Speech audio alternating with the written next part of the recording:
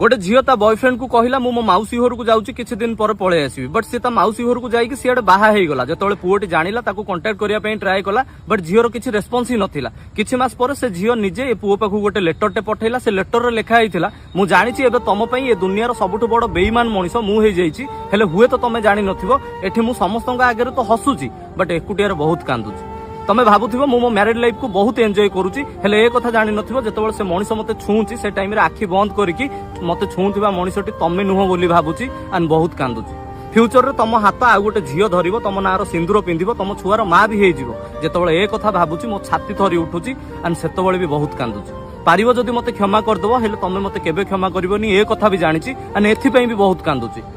जदि जानिया पई चाहूचो मु केमिति अछि ताले बास गोटिए कथा सुनी रख स्टार्टिंग रे ए पर्यंत मु बास कांदुची कांदुची एंड कांदुची।